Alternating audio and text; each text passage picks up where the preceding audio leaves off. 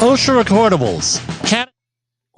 Wrong button here. Hi, this is Jim from Safety Wars. Before we start the program, I want to make sure everyone understands that we often talk about OSHA and EPA citations, along with some other regulatory actions from other agencies, legal cases, and criminal activity. Everyone is innocent until proven guilty in a court of law. Proposed fines are exactly that, and they are often litigated, reduced, or vacated. We use available public records, news accounts, and press releases. We cannot warranty or guarantee the details of any of the stories we share, since we are not directly involved with these stories, at least not most of the time. Enjoy the show. This show is brought to you by Safety FM. What is the safety war? It is the battle against everything that threatens our community, our workplaces, and our well-being. Here are some of the comments I get. Jim, it sounds conspiratorial. Well, maybe we should have a conspiracy to work safe. How does that sound? Jim, it sounds like some kind of sci-fi fantasy. Well, maybe the ways we mitigate hazards, the plans and the goals we all have are all fantasies and not based in reality. One thing is for sure, what we are doing ain't working. We have over 5,000 people dying a year in the workplace and another 2.5 million workplace injuries. Maybe business as usual isn't getting us to where we need to be. What is our purpose? To empower you, to support you, to challenge safety culture and business as usual. Why? Safe workplaces have leaders with confidence, motivation, and the grit to make the workplace safer. Those workplaces are positive, productive, and better places to work overall. So, are you with us?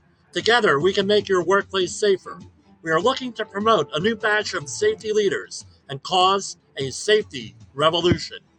Join us at safetywars.com and Safety FM as we fight the safety war. For Safety Wars, this is Jim Posel. Yes, you like your hand signals and everything if you see me on the video stream. Yeah, we're here having fun. Now, we're going to talk to why we played that here. Welcome to Safety Wars for Monday, August 7th, 2023. We are on the air this week. Why do we play the trailer here? And I'm going to play the trailer again. Maybe I'll redo it. How's that? That was done. We're in our third season here. Most people didn't think we'd make it out of 20 episodes. We're on like 260, 270, something like that. Plus the other online stuff that we do. And for example, I got called into a project today, and we had to do site-specific training. And what did I do? I brought out, so I multitasked. I said, well, I did this for this thing. I videotaped the site-specific orientation, or video recorded. I'll say videotaped till the day I die. Video recorded it for playback. Give everybody a thing, right? So now we're able to do that. By the way, I can do that for you. In the next month or so, we're redoing our website, and the next month or so, you'll see some changes here. So what was the deal with that trailer? So, as everyone knows, I'm on I'm on all these platforms: Facebook, X, former Twitter, Instagram now, Telegram, 3 Facebook pages, YouTube. For some reason, LinkedIn is not working here on one stream, so we're going to have to figure that out. Why? So we're here. We're talking, doing our thing. And I look at some of these other programs, and this was what I came across today. I won't mention the person's name because I don't know if he's talking about me, but it sounds like he's talking about us. And if they're talking about me, they're talking about you. Because the idea is always you, right? You can talk to me. I have a pretty thick skin. But it's you, the listener, you, the viewer, you, the supporter of me. No, it's not about me. It's about you. They're talking about. We have shock jocks. This is not a direct quote, but we have shock jocks in our field right now. They get a lot of attention, and I'll try to listen to some of it. And all they are doing is trying to make fun of somebody or entertain. And what am I gaining from that And how is that improving my practice? How is that giving me ideas that will improve my situation and make it better tomorrow than what I did today? What's the safety war? It's a war against everything that makes us unsafe, basically. What do we talk about on this program? We talk about some social issues, right, that related to safety, demographics. We talk about that. We talk about OSHA, obviously, EPA news. We talk about safety in the news that comes across our feed. I have listeners and viewers send me stories. I have people on the job sites that I go and audit. I work at. They say, "Hey, Jim, hey, maybe you want to go and cover this on your program. We'll be listening here." I say, and I look into it, and if it's appropriate, I'll listen to it on the program. I'll know if I can verify it. Get to the whole story the best we can. We're not perfect here. We're not perfect like Jay Allen, and Todd Conklin, and Sheldon, and Sam, and Brent, and them. No, but we're trying to be. We're getting there. We are getting there. And Al Warford and all the other great people here on the network. We're getting better. So that's what we're about here, is trying to help you in your workplace. See things a little bit differently. What's a shock jock? Right? Let's look that up. This is a dictionary definition. A shock jock is a radio broadcaster or DJ who entertains listeners and attracts attention using humor. Okay, I try to use humor. Okay. And or melodramatic exaggeration that may offend some portion of the listening audience.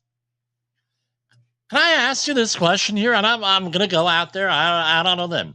When do you ever learn anything from agreement?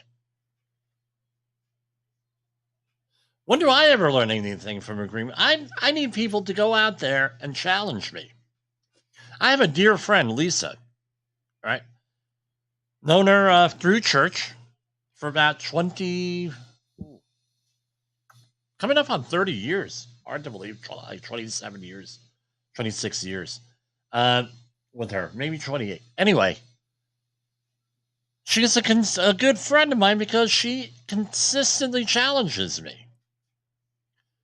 Bob, our boy Bob up there, continuously challenges me.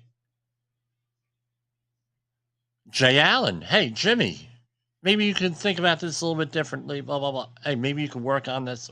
Okay. Challenges constantly. I get that from everybody on the network here that comes in contact. Hey, challenging. Hey, maybe you could do that. Maybe, hey, there's some disagreement. That's how you move forward, guys, often. Is through disagreement and not arguing. You try to facilitate a discussion and everything else. This is what this gentleman had said of prominent safety professional had here. Okay, we're fitting. But what do you need? You need a couple of things to facilitate and facilitate this. You go to a safety conference. Been to a number of them over the years myself. And we have what is called the echo chamber. We have out there everybody talking about with other safety professionals here. Right? That's YouTube, making sure I'm on. We have other, where we're out. Oh, yeah. Guess what? It's really easy to agree with another safety professional because another safety professional typically does not like to undermine another safety professional. Right? So there's always agreement. We're all nice and polite. We all hear about our going out there talking about, oh, these are the hazards of this and this and this. And, sometimes I learn something new. Right? And when I go to a safety conference, they have the breakout sessions. I'm going to go to that one that I know nothing about.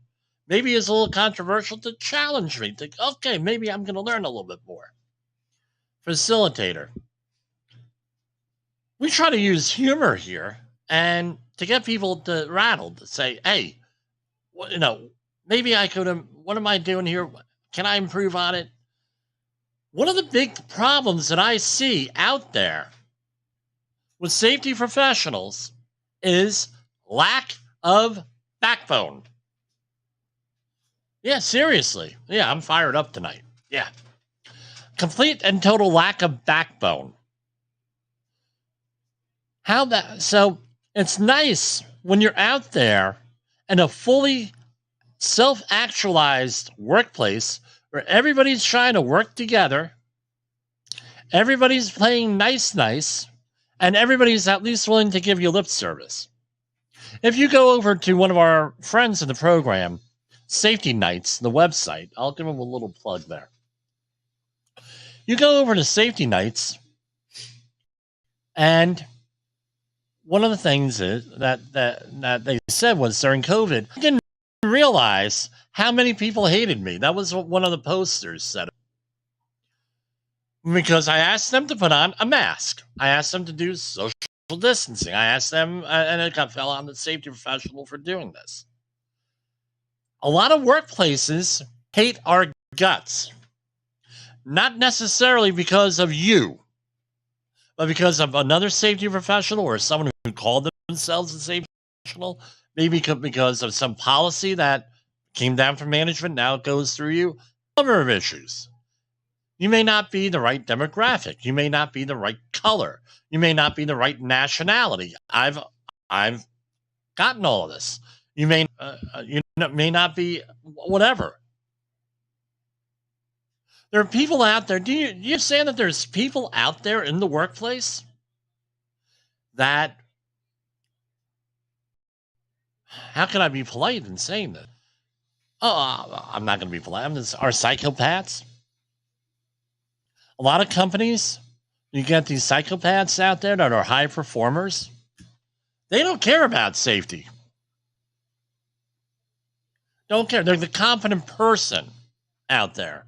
They don't care. They don't care what you say. They don't care what you do. They don't care if you go home safely. They don't care. And they're put in charge. In the construction industry, you have what is called the competent person. That competent person is supposed to go out there, do safe inspections, keep the job site safe, and there's a whole bunch of, if you're interested in taking the course, I can teach you on how to be a competent person in construction. Many different standards have it. Excavation, confined space entry, fall protection. You name it, there's a whole bunch. All right, we went over this a couple of weeks ago. How about this? That competent person, what's their risk on these jobs? This is real world, guys. Not in academia. It's real world. What's their exposure? What's their risk? How do we define risk? Risk is the probability of something happening multiplied by the consequence, right? Fatality, catastrophic injury, environmental release, and the list goes on. Big book of boo-boos, what have you. No, that's what it is. Now, let's say that you're in a state other than New York State, some of the other states there where they don't prosecute anybody. In New York State, you're a competent person. You get someone killed or there's a catastrophic incident, there's a good chance you're going to be prosecuted. Better than anywhere else, I'll put it to you that way. So, that's happened else, but mainly in New York. Okay, so what if that competent person screws up at your company, in your workplace? What happens to them? Do they just get fired? They go to another business? I've known competent persons who may have gotten chased out of the state. Now they have to work somewhere else, totally out of the area, where no one knows them. Kind of hard to do that nowadays with the internet. So there's no risk to them. The most that's going to happen to them is that they get fired. Right? So my math says if there's, regardless of the probability, if there's no consequence for the confident person, they don't care. They're not even going to have a bad conscience. They're not going to lose a minute of sleep over it. And that's zero. So a number times zero is zero. Right? How about a supervisor? I've had supervisors on construction sites as well as manufacturing facilities going out there and saying, screw the worker, we're here to make money. We got to get progress made. Don't care. That's the kind of workplaces that many safety professionals have to deal with. And that's what our purpose is here. What to expect? How do I manage that? Some of the feedback I got was, my God, Jim, I didn't understand that there was a system on how to handle people. And it's called having backbone with these folks. Not being an AH, not being a jerk, not being anything else, but just being assertive, being confident in what you're doing and what you're saying, being a good listener, listening to the worker, taking things in context, doing a good, fair job, and everything, and not letting getting upset, not yelling and screaming at people, facilitating, learning, learning teams. And what this gentleman was saying, I heard him on a couple of podcasts, good ideas, going out there working with people, being their advocate. Often that doesn't work. They'll pay you lip service. Well, how do you manage that? What do you do? How do you protect yourself? How do you protect your employer? Does your employer really give a damn about safety? How many times you get brought into a safety situation and it's like, oh, we don't care about safety. There's one company, Japanese general contractor. I'm not going to mention the name, but it's a company you've heard of. All right. Comes in. Oh, we have a safety professional. Here, it's on paper. Here's a safety professional. That's responsible for that. You're responsible for that. Don't care about safety. Don't care about nothing. I was on a job at a pharmaceutical plant, a very famous one. We had a guy cut all the locks off of a lockout tagout situation. Cut them all off. And you know what his reasoning was? The cost of the injury is less than the cost of us delaying the job. So I cut all the locks and we did what we wanted to do. Almost created a $187 million Viking funeral. All right. Here at this facility and possibly compromise national security at this. But you see where I'm getting? How do we handle this? And this is part of what the safety war is. How do we do this? We have a couple of things. You can look back in our archives here. Pushback, faced by safety professionals. Leadership, how to be a leader with you, in your workplace, in your community. Trying to inspire people to be better than what they have. And the thing is this. There's a lot of safety podcasts out there that I don't listen to. I don't listen to all of them. There's thousands, hundreds out there. Because they're not for me. Because I'm at a different point in my career. I'm at a different point of what I'm doing. Those are good for, let's say you're up and coming. Some of those are good for if you're on the retirement end of your career. That's what it is. Just because you don't like something doesn't mean that other people don't find value to it. So what's my point here? I'll take the moniker Shock Jock because I think it fits often. Based on the dictionary definition in the upper right-hand corner of my screen here. I'll take that. I'll take that moniker on here. But what am I trying to do? I'm trying to get you to think. I'm trying to get you inspired. I'm trying to get you to lower the injuries in your workplace. I'm trying to get you to have backbone.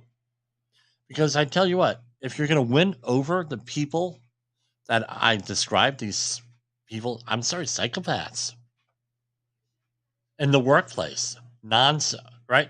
And management will often support them, at least in the short term, until they realize they have a toxic environment. You have to have backbone. They're going to respect backbone rather than crumbling. So what's the first tool or tools in your bag if you're a safety professional? Know your craft. Be confident. Have your head held high. How you carry yourself. Talk positive. Care for your team. Care for the worker. Don't back down to the bullies in the workplace. Don't do it. Sometimes you're forced to do it. We get that. I get it. We've had to do it because, hey, we all have to collect the paycheck. We all have to do what we have to do. But the thing is, you can't be afraid of people. You can't be afraid of situations. Can't do it.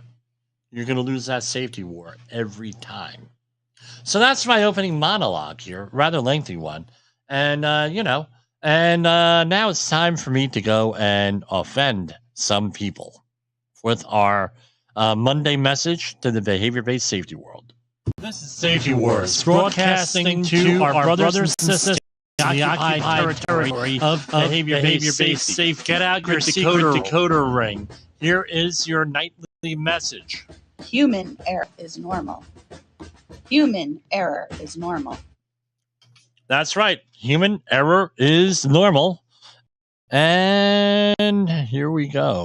OSHA recordables, catastrophic losses, environmental disasters. You want answers? So do I. This is Jim Posel with Safety Wars. That's my daddy. That's right. I get more comments. Who's that girl yelling, "That's my daddy"? Right? That's my daughter, Jessica. She'll play along as opposed to the boy who will not be named. So let's go on over to some OSHA news, right? So we have what is called Safe and Sound Week. And again, this is one of the ways we fight the safety war here. What's Safe and Sound Week? It's to promote safety in the workplace. Where we've been, where we're going, leadership, everything else that goes along with safety. Because as Jay Allen has correctly pointed out, maybe you need to go and see your marketing people to promote safety. Hey, this is what we did. Toot your own horn. I have a buddy here, a friend of the program. Peter is his name. I'll use his first name. He was hired by a company that had like an 8 or 9 TRIR rate, construction company. And what he ended up doing was they said, look, I can put together a system for you and everything else. And they put together a system where we could go. And it was real basic safety stuff. They got that TRIR down from like a 9 down to a 3. And what he did not do, young, again, you're young, you don't know. You think that people are going to be, it's going to be obvious that, hey, we put in these programs, these coaching, we did this, blah, blah, blah. And you're doing the safety, should say whatever you do as a safety professional. Well, what do you think happened after 3 years? We don't need you anymore. What do you mean you don't need me? We don't need you. You didn't do anything. So what ends up happening? He ended up losing the job. Oh, and by the way, they had it built into his contract, an unenforceable clause in the contract that where he was going to get a percentage of the workers' comp rates. They didn't want to do that. They didn't have to pay. And it was like tens of thousands of dollars they never collected on it. But what the idea was, is you have to promote safety in the workplace. Identify and be proactive on trying to manage people, how to do all this stuff. Get your safety program going. That's what all this Safe and Sound Week is for this week in OSHA. If you need a help getting your safety program off the ground here, hey, give us a call every week. You know, it's not just 1 week a year. You can go any time of year, 845-269-5772 or jim@safetywars.com. We could go and put together a system here for you and help you and coach you along here. So that's the Safe and Sound Week this week. Here we have, and I might have covered these stories last week here, but we're going to go and cover them again. You'll hear them again. We're always getting new listeners and viewers. Inspection finds a certain steel construction company's history of ignoring employees' safety requirements. Oh, by the way, I chipped a tooth today. I'm in a little bit of pain. So trying to get to a dentist. It may be noticeable on the camera. Despite an extensive history of serious and repeat violations dating back more than a decade, a Houston steel erection company again failed to correct fall protection system hazards, a federal workplace safety investigation has found. Investigators with OSHA discovered employees of a certain contractor lacked required fall protection as they worked on erecting a steel building in February 2023, and it was proposed penalties $266,000. I have it right in front of me here. Citation. Citation 1, item 1. Can't use portable ladders properly. Right, extension ladders, right, with over 3 foot above the landing, $8,500. Here we go, a willful violation because they were previously cited on this. Not repeat, but it was, I think they were cited on this somehow. Each employee in a steel erection activity who is on a walking and working surface with an unprotected side or edge, 15 feet, more than 15 feet above a lower level, was not protected from fall hazards by guardrail systems, safety net systems, personal fall arrest systems, design systems, or fall restraint systems. $137,508. Now, what a lot of companies do to manage this type of thing, this is subpart R of the construction standard. What a lot of companies do for this is they just use the 6-foot rule. In certain workplaces, 4 foot, because now all of a sudden, if you say 15 foot subpart R, all of a sudden everybody becomes an iron worker, the steel erector on the site, even when they're not. So what often companies will do is they will say, hey, look, 6 foot or more, and that's it. You got to wear fall protection or have something, right? Here we have citation 3, item 1A. This is a repeat violation, $120,000. Employees, this is 1926-453. This is for a lift here. Employees shall always stand firmly on the floor of the basket and should not sit or climb on the edge of the basket or use flanks, ladders, or other devices for work position. On or about February 3rd, 2023, on the southwest corner of a building where an employee was exposed to fall hazard while climbing on the midrail of an aerial lift basket to weld angle iron onto a steel beam. That's outright. This is a common practice here. All right.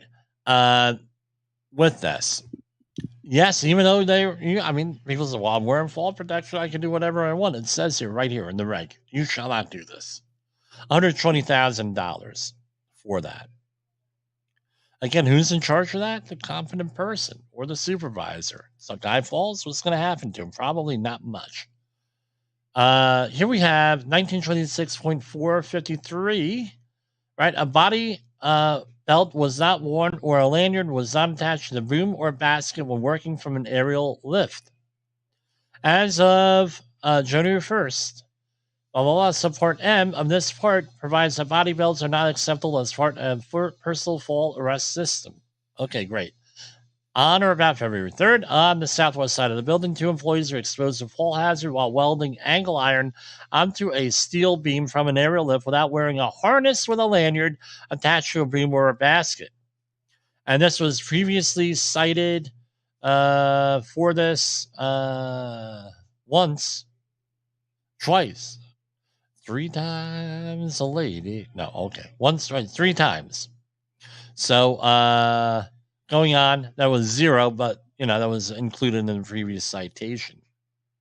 So now we're getting into, in September, we're going to be doing with the new OSHA citation policy here. So all this stuff may go up. So for a grand total of $266,000. Again, if you're interested in training, hey, we do it now.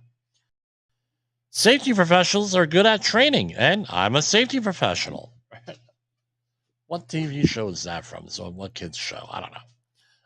U.S. Department of Labor offered whistleblower program webinar to educate Southeast stakeholders and workers on federal protections.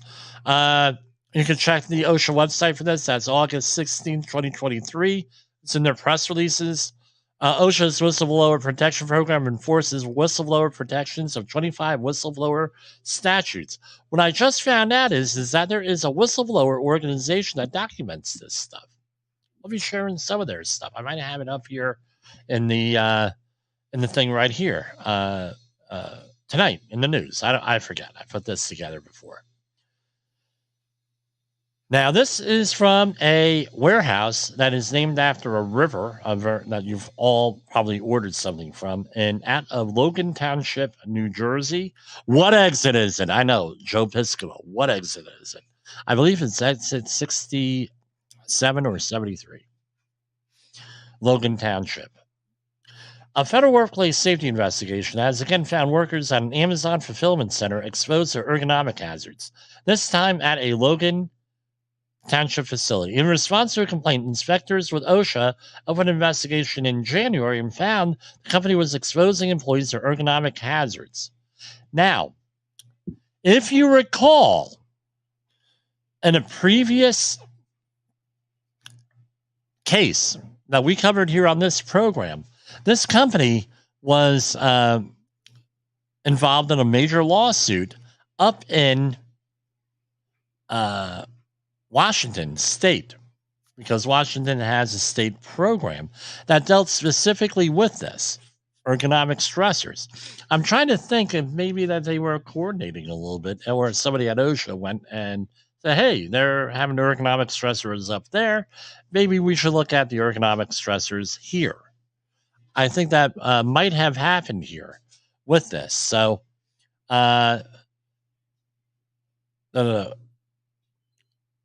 inspectors found the company required employees to perform tasks leading to bodily stress that had caused or were causing or were likely to cause musculoskeletal injuries. These findings led OSHA to issue a citation for particular ergonomic hazards and propose a $15,625 in penalties, and also issue a hazard letter. Now, this is what it is now. They issued them this. Right, citation $15,625. What if the they come back and it's a repeat violation? You're looking for $156,000 in change in fines here for this, right? It's not the this one. So what did they got him? I haven't looked at again. I don't look at this stuff, generally speaking. So. They have a couple of citations here. Citation 1, item 1. 501 is a general duty clause violation. So going in here, written abatement certification is required. 1, perform, and it gives you the instructions here, and they're rather extensive. We're not going to go through all of them. But what do you need for a general duty clause violation requirement? And I always look this up because I want to make sure I get this right every time. This is like critical. The employer failed to keep the workplace free of a hazard to which employees of that employer were exposed. The hazard was recognized. The hazard was causing or was likely to cause death or serious physical harm, and there was a feasible and useful method to correct the hazard. Those are the elements necessary for a violation of the general duty clause. So when they cited them, OSHA goes through. They went through here with this employer what they needed to do. They ended up with $15,625. Now, they could go penalties here.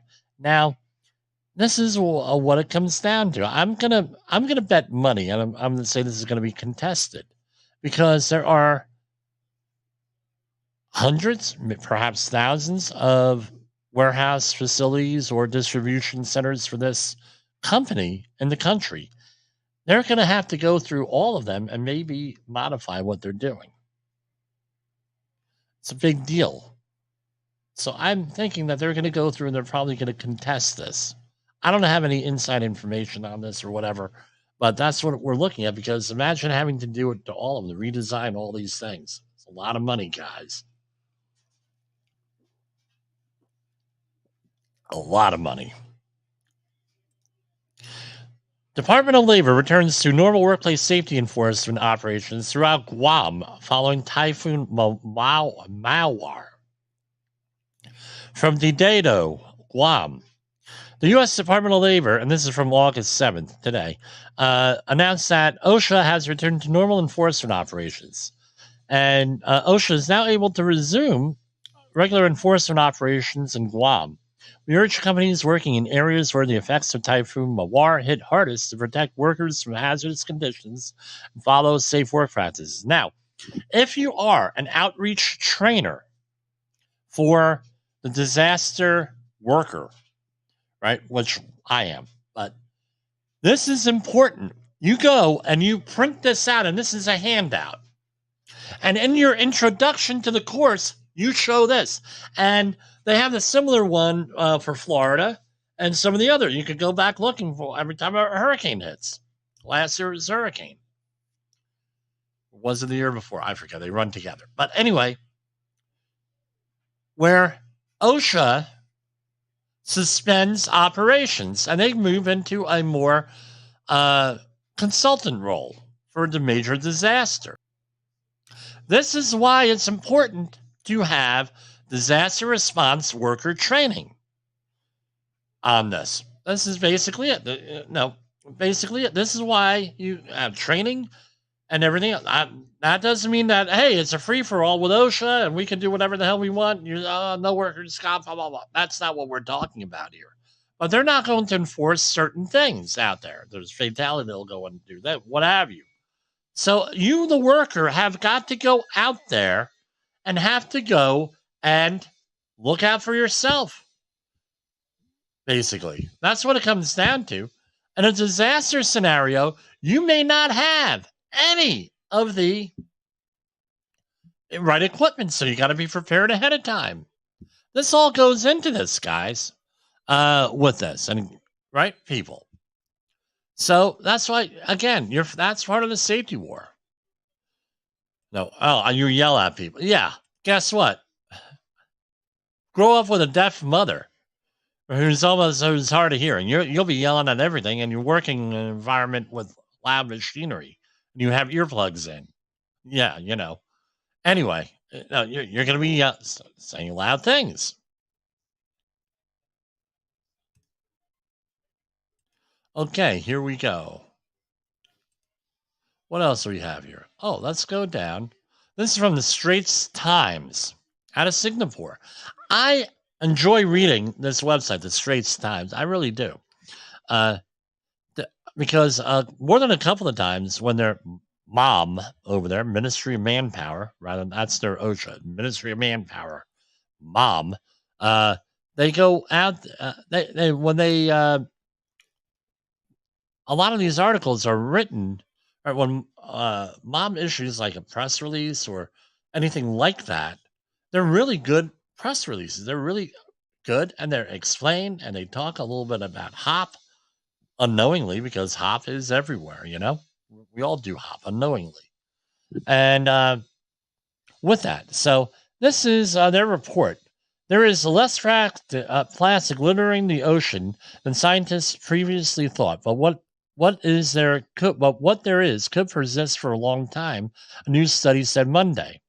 The modeling study, let's see, we'll get to who did this, estimated that pieces of plastic bigger than 25 millimeters make up over 95% of plastic floating in the ocean. That's one, right? That's a little bit over one. How big is that? 25 mil, a little bit like an inch, right? While most plastic particles in the ocean are very small, the total mass of these microplastics is relatively low. The preponderance of larger floating pieces suggests that the total amount of plastic in the ocean is much lower than previously thought, according to the study published by the journal Nature Geoscience. I'm sorry. Any plastic in the ocean is you go over to friend of this program. Again, my understanding is that she does listen occasionally, or has listened in the past. Allison Teal of Naked and Afraid fame. She has Allison Adventures Instagram page, where she has a movie on the Maldives and the plastic problem in the Pacific Ocean around the Maldives. And I mean, that's her passion issue out there. I tell you what, it's horrible. Now, we're going to talk about here. Where is that story here? Hold on. This is a related story here. And you're going to say, well, how is this a related story here? We're talking about environmental safety here on this one, in case you didn't know. It looks like I erased it. Hold on. Let me get it back up here.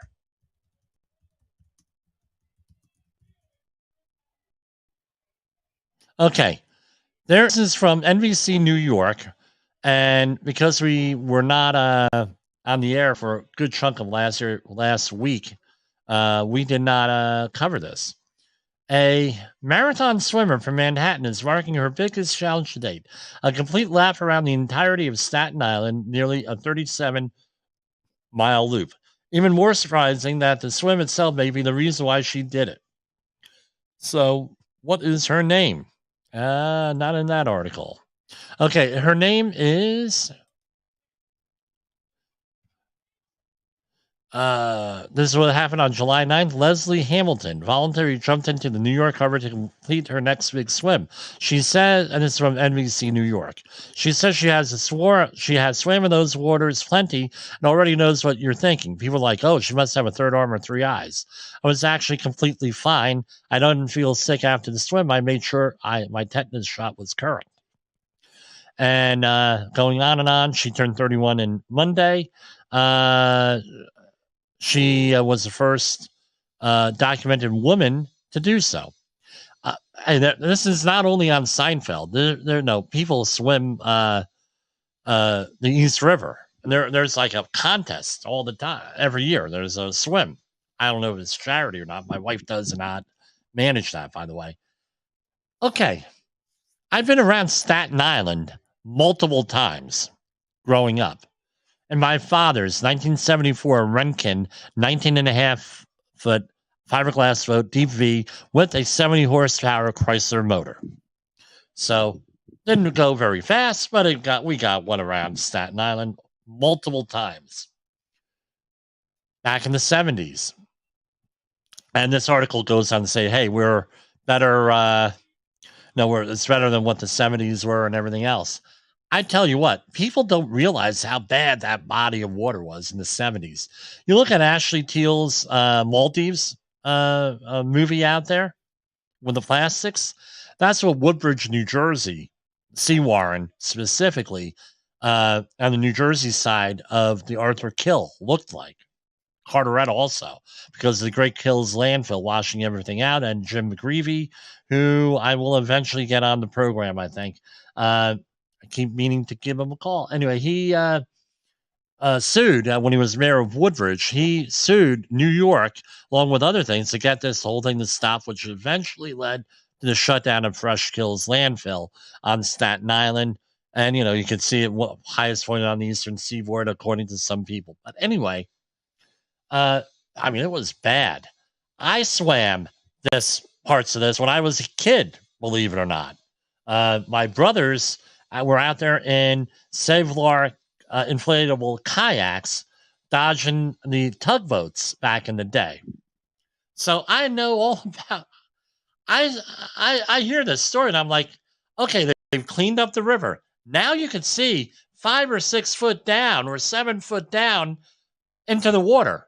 And now they're running stripers here. They're running all different kinds of stuff here. Wildlife has returned. I still wouldn't eat the crabs there. We used to eat the crabs back in the day. But they have blue shell crabs all over the place. You had derelict boat yards here. But you also still have a derelict boat yard loaded with old things that has been sitting there for 30 or 40, sitting there for 50 years. I haven't seen activity there in 50 years. I'll be honest with you. One of my buddies from high school kayaks is there, so this is cleaned up, but I still wouldn't swim in it. I mean, everyone who I know who has been a commercial diver in these waters, right? Every one of them eventually comes down with hepatitis. She said, well, I got tetanus shot in it. Honey, let me tell you, better have more than a tetanus shot out there. Believe me, I'm sorry. I don't mean to be offensive here, but, okay, I'll be a shock jock and be offensive. Offenders. You're going to need more than a tetanus shot there. I'm sorry. I don't believe it. They still have sewage there from the consigned sewage overflows and everything else. And now, which goes to our next story. Here we have, what the hell is going on in Florida? And this is all centered around where the Southern Command of Safety FM is, down in Orlando. Leprosy. Maybe a constant fixture in Central Florida. Leprosy, a chronic infectious disease that wreaks havoc on the skin, central nervous system, that has become endemic or regularly occurring in Florida, according to the CDC. While leprosy is still relatively rare in the U.S., accounting for around 200 cases nationwide, the number of cases has more than doubled in southeastern states in recent years, according to the new CDC report on leprosy in Central Florida. The state accounts for almost 1/5 of leprosy cases in the United States, and 81% of all the cases in the state are in Central Florida, including the Orlando. You hear me, Jay Allen? Orlando metropolitan area. How is leprosy spread? Leprosy is spread through respiratory droplets exhaled by infected people or animals. Armadillos are a common source of the bacteria, Mycobacterium leprae, that causes these infections, according to CDC. And historically, cases in the U.S. have been traced to people able to do a contact trace to people who emigrated from or traveled extensively in countries where leprosy is more common, the CDC notes. But a growing number of cases in the United States are going on and on. Is it treatable? What are the symptoms? Rashes on the skin, that diminished sensation to touch, right? Sort of like a neuropathy, if you're similar to that. And what ends up happening is bacteria in bodies slowly destroy nerves and muscles. And it leads to amputations and things of that nature. You could go look that up. No, this is an ancient disease. It's, biblical here. All right. Okay, hold on. And right in the middle of the article, and this comes up, pop-up blocker. All right. The report published in the CDC Emergency Infectious Diseases. They do a case study on here, and I don't know. All these diseases are coming back. It's pretty fouled up. My mother has had some experience with these diseases when she was in India during World War II as a refugee. We've covered her story here in part February of 2022. I believe February 10th, 2022. Yes, I'm opening up another can of soda. With this. Blah, blah, blah. Anyway, no, all these diseases coming out here with this, but it's curable, which is good, right? This is from Singapore also, the Straits Times. Recent workplace fatalities are due to a lack of risk control measures, individual negligence, according to MOM, Ministry of Manpower. This is from an article from Akil Hamza. Recent cases of workplace deaths are mainly due to a combination of individual negligence and lack of risk control measures, said MOM on Monday, urging employers to practice greater vigilance and ownership over workplace safety and health. The ministry added it will not hesitate to hold employers and individuals accountable for lapses. Maybe we can have one of our Singapore listeners come in here. So this is what it comes down to. They say lack of control measures at a demolition work site led to the collapse of a wall which killed a worker. In a separate case, the driver was fatally struck by a reversing wheel loader. Had the right safety measures been in place and had greater care been taken to ensure, again, try harder. Try harder ain't going to get you there, guys, fellas, right? Dudes. These fatalities could have been prevented. So, to deal with the strike in workplace sets, Mom introduced enhanced enforcement measures in June 2022. They doubled the fines. Okay. Issued stop work orders. Now, this is what it comes down to. We know there's safety lapses. We have human error here. Again, what's our message from today? What's our message from this is Safety Wars, broadcasting to our brothers and sisters in the occupied territory of behavior-based safety. Get out your secret decoder ring. Here is your nightly message. Human error is normal. Human error is normal. Okay, if human error is normal, how explain to me, how are we going to hold individuals accountable for lapses? I tell you what, there was a job site in Central Jersey, and I covered this with Brent Sutton. And his comment was, man, people that were psychologically damaged from this. We had a company that said, we're going to hold the employees responsible. This was a general contractor. I had a whole bunch of subcontractors. I was working with the subsurface contractor. This is an oil refinery. They made up these rules that were well and above of the OSHA requirements. So, for example, anytime you left the ground, you had to wear a harness and a lanyard.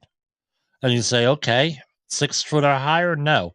We had completely railed off areas that we had to wear fall protection on. We didn't have to use it. We had to wear it.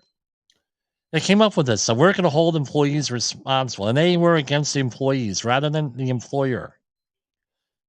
Convincing the employer, holding the employer responsible. So what do you think happened? They were yelling and they were screaming and they were everything else at the employee, throwing employees out, throwing them off. Good workers. Held up the job, impacted the schedule and everything else. So what do you think happened? It took around 9 years, a good 8 years, for that facility to recover from that situation. This is why we'll circle on back to the beginning of our conversation tonight.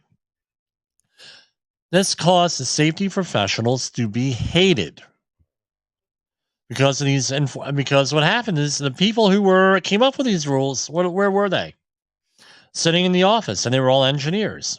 I'm not going to disparage engineers here, but engineering philosophy is this. You have a problem with a process or equipment, you fix it, and you never have to deal with it again. So what do you think happened? Our problem is this person not wearing fall protection when he's 6 inches off the ground, standing on an atmosphere of fear, intimidation, antagonism, and everything else. And by the way, they didn't care whether these people got hurt or not. That was last on their list. They cared that they got hurt because it impacted their bottom line. Mainly, they're being judged by their TRIR rate, and their bonus is based on that, right? That's what it really was. Why would you? Well, yeah, we're working safe. We got safety professionals throwing people off, blah blah blah.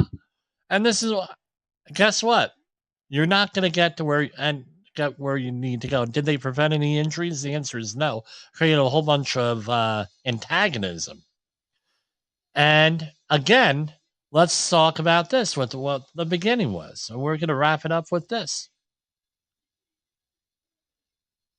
How, if you're going to be dealing with people like that, how are you going to work with them? Nice. They're not fully self-actualized for whatever reason. My opinion, I'm not a psychiatrist. They don't care about the people that are going on out there. They hate the safety. How do we manage that? Being nice to them? Not having a backbone? Not knowing some of the ploys that they're going to go out there. When you listen to this program, you're going to learn about it. Being nice with some of these folks, not going to get to where you need to go, which is lower injury rates, safer workplaces, positive workplaces. They're going to say, well, Jim, you're going to be there yelling and screaming at people? No. I yell only because, I work live with a hard of hearing mother, and I work in a high noise area, so you get used to talking loud. Yelling and screaming doesn't work. But having backbone, just if you can have backbone, believe me, people are going to respect you more, and it's going to be a safer job site. They're going to listen to you more. If you learn your task, if you learn your trade, you take notes. Or you can try to get along, identify and get along with the leaders. And you can identify with the leaders, get along with them, and everything else will fall into place. That's basically what we're doing here, fighting the safety war. For Safety Wars, this is Jim Posel. I will see you back here tomorrow with God's help, obviously.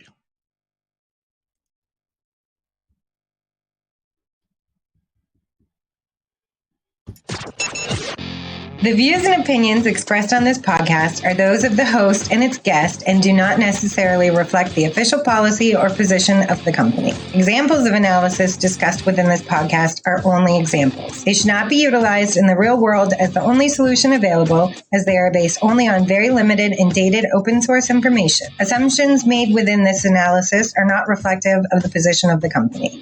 No part of this podcast may be reproduced, stored in a retrieval system, or transmitted in any form or by any means, mechanical, electronic, recording, or otherwise, without prior written permission of the creator of the podcast, Jay Allen.